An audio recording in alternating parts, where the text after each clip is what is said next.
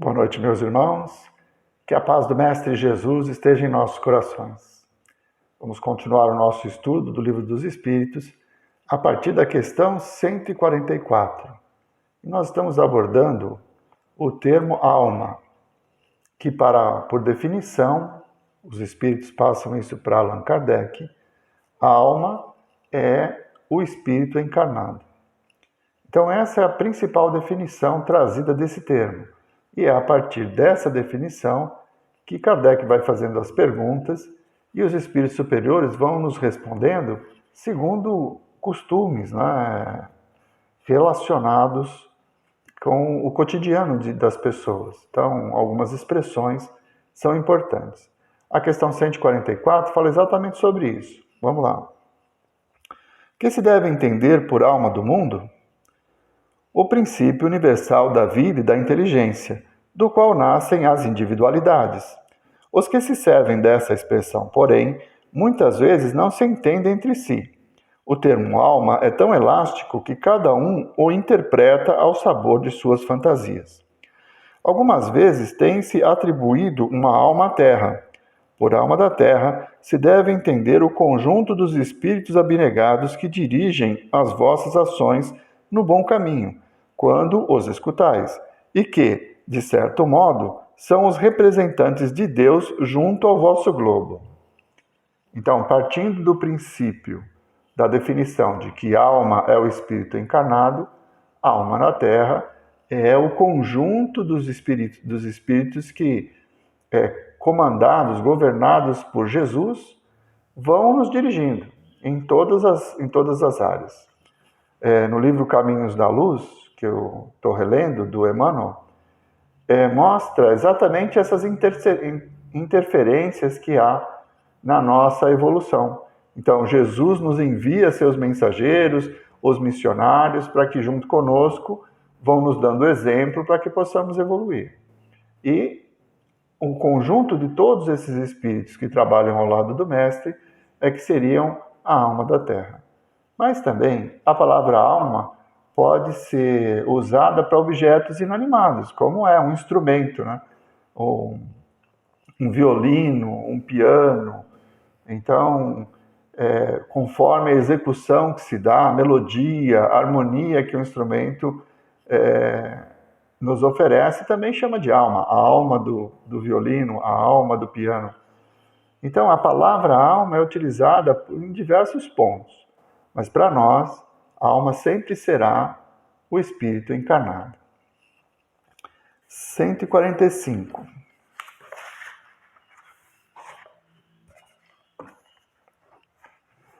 Como é possível que tantos filósofos antigos e modernos, durante tão longo tempo, hajam discutido sobre ciência psicológica sem terem chegado à verdade? Esses homens eram os precursores da eterna doutrina espírita, prepararam os caminhos. Eram homens e se enganaram, porque tomaram suas próprias ideias pela luz. Mas seus próprios erros servem para realçar a verdade ao mostrar os prós e os contras. Ademais, entre esses erros se encontram grandes verdades que um estudo comparativo vos fará compreender. Bom, o pai da psicologia, Freud, era materialista. No princípio, até as convulsões, histeria, estava relacionado a órgãos do corpo. Até no início dos estudos psicológicos, e aí os psicólogos que me ouvem podem me corrigir, por favor, que é uma ideia bem superficial, dizia que o histerismo era só exclusivo da mulher e vinha por causa de problemas no seu útero. Mais tarde, Jung, que foi discípulo de Freud, ele começa a analisar a personalidade humana com mais profundidade. Para nós, espíritas, que tivemos acesso a uma publicação psicografada que se referia a Jung, nós sabemos que ele era médium e que tinha esse contato com o plano espiritual. Mas na sua obra, na ciência psicológica desenvolvida por ele não trouxe esse conhecimento, porque não seria muito bem aceito no tempo em que ele publicou as suas obras. Mas ele sabia. E nas entrelinhas nós vamos percebendo, nas inúmeras personalidades, no inconsciente, coisas descritas por Jung, nós percebemos então a descrição do processo reencarnatório, que ele não admite, jamais ele afirmou a existência, mas que ele vem nos trazendo, com outras palavras, com outros termos, as mesmas informações. Então, os espíritos nos disseram que nós já vivemos muitas vezes e que nós somos hoje o acúmulo das experiências adquiridas ao longo do tempo. Então, o conceito de espírito para Jung não é aceito. Mas quando ele descreve as personas, quando ele descreve o inconsciente, ele está se referindo justamente a isso. Quando o espírito reencarna e ele tem o esquecimento do passado, só no período da encarnação, precisa ficar muito claro isso, né? Ela fala assim, o espírito quando reencarna esquece tudo que ele foi. Ele só vai esquecer tudo que ele foi durante o período da encarnação. Mas quando ele desencarna, ele vai ter acesso novamente aos seus conhecimentos. E por intuição, pela formação da personalidade, nós também identificamos, né, essas características, que são efeitos de experiências vividas em vidas passadas. Para Jung, inconsciente. Para nós, o esquecimento do passado, para nos proteger das nossas imperfeições, e que ele aflora segundo as experiências que nós vivemos nesse momento. Então, a nossa personalidade, que ela é readquirida a partir da puberdade, né? Quando nós estamos passando pela adolescência, nós sentimos a influência de tudo aquilo que nós realmente fomos no passado, e isso vai determinar o nosso caráter e a maioria do comportamento das pessoas. A partir daí, para vivenciando novas experiências, buscar a transformação, que é para isso que nós estamos aqui na Terra. Então, a ciência psicológica, ela não admite ainda a existência do espírito, mas ela fala dele com outros termos. Ela expressa esse conhecimento. Por isso que o espírito, quando responde à questão, diz que a negação deles nos traz comprovações da realidade, que só a doutrina espírita pôde demonstrar de uma forma científica, considerando as observações feitas nas manifestações mediúnicas e a descrição feita desses tipos de manifestação que estão lá no livro dos médiuns. Então, o Espiritismo ele estuda o fenômeno psicológico. E quem que tem a personalidade? Quem que tem o conhecimento? É o espírito.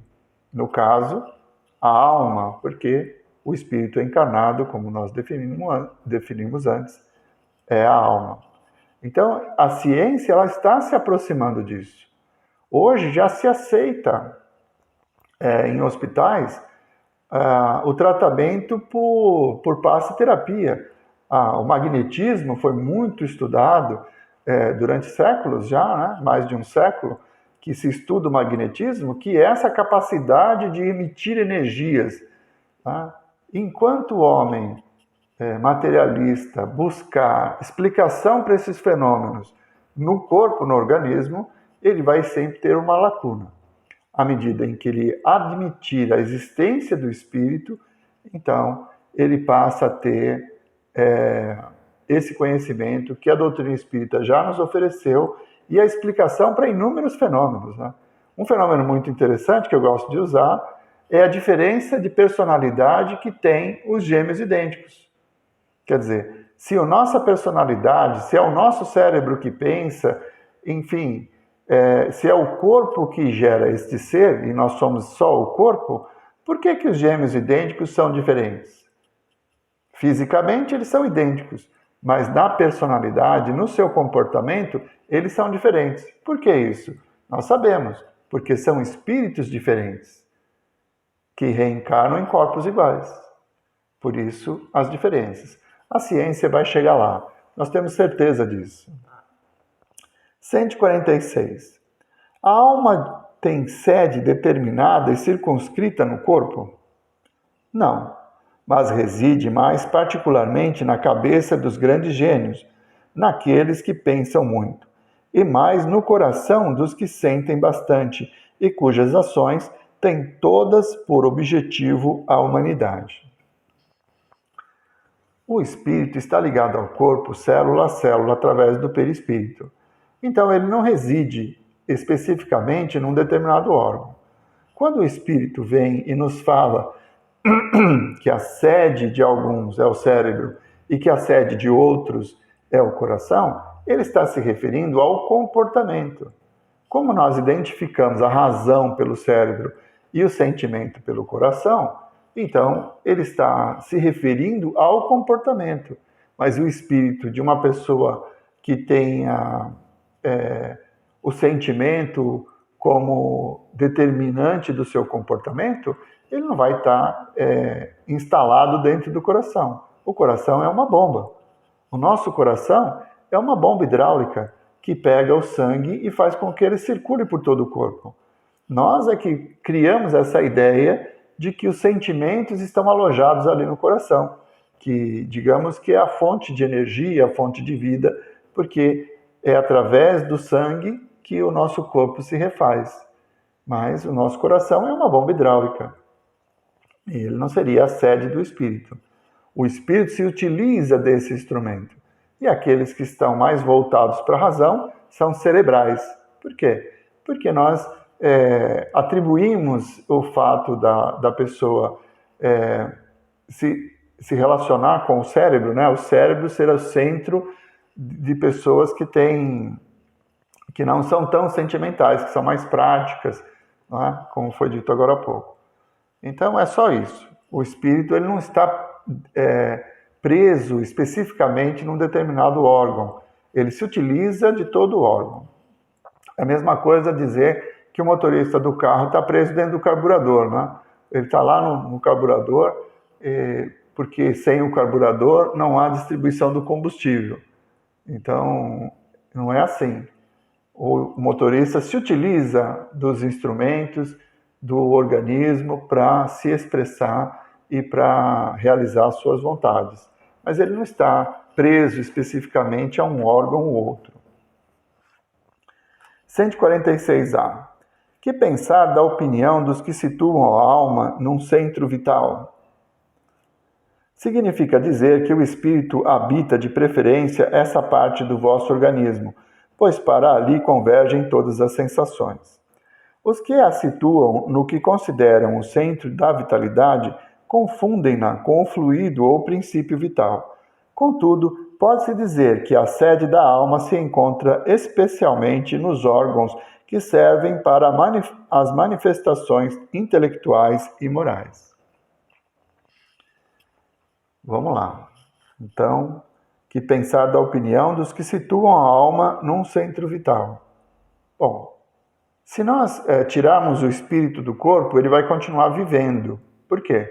Porque o coração vai bater, o pulmão vai continuar absorvendo ar, todos os órgãos vão funcionar.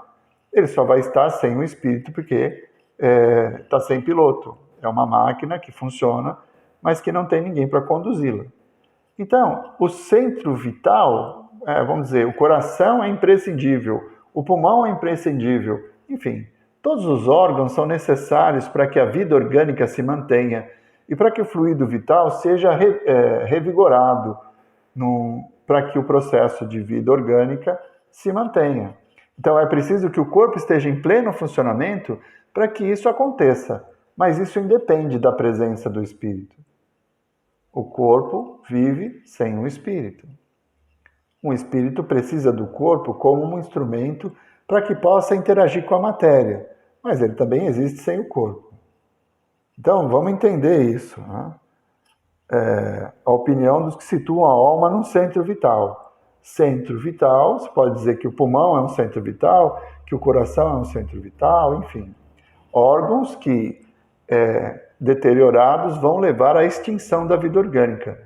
Mas o espírito não está relacionado com esses órgãos. Ele é apenas o comandante. Então, é sempre a parte pelo todo.